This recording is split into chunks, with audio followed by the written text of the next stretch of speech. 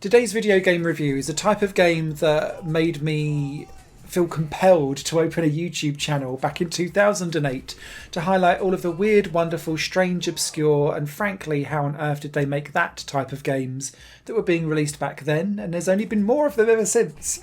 And so welcome to Tuna Hake's Underwater, a Tony Hawk's Pro Skater Mickey take, where instead of skating around, you are one of 16 fish that you can unlock to flip, flap, splash and flollop and wobble your way around various different water areas, trying to create tricks by flying up into the air and somersaulting your way into splash landings. And you can even get your fins out and grind on some rails. And that's a sentence I didn't think I'd be saying in 2025. This game is a trip, and for £1.49 I absolutely do not regret a single penny of this. But it actually doesn't play too badly either. There's 3 different areas of water for you to explore. The ocean, which is just vast and comes with no peril whatsoever. Whereas the pool and the island settings come with dry land, which potentially, if you get it all wrong, you can end up on, dry out and die before your timer runs out, which is not good for your high score count. You start off with a 1-minute timer, but there's lots of 15-second boxes dotted around the level that you can swim into or somersault into, because loads of them are above water.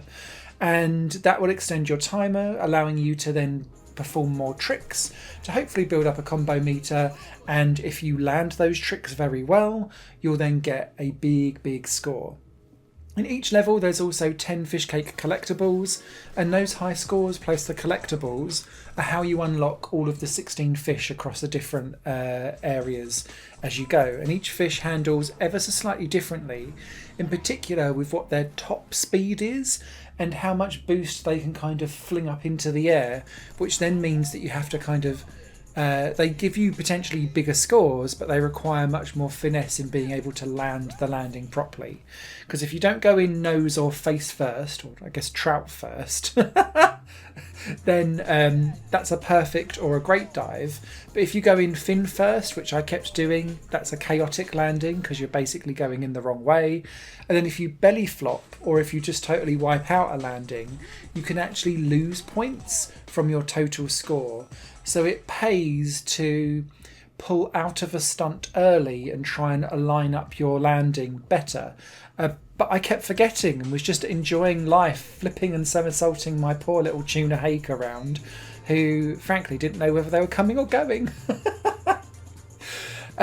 This game is pitched more like a silly toy rather than a full-on game, but there is a full, proper scoring system.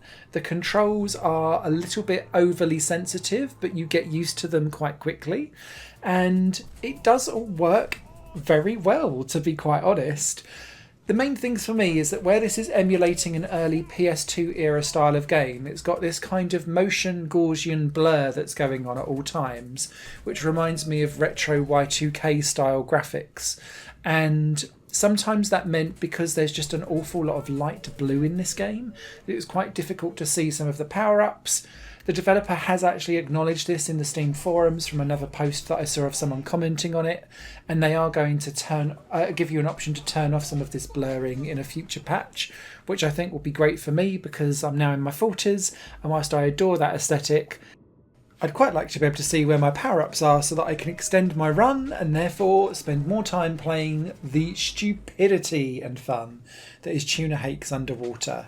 Games like this just make me smile. It's one of my many reasons for gaming, and I'm delighted it exists, and I hope some of you will take a punt on it too, or at least a little fin flop.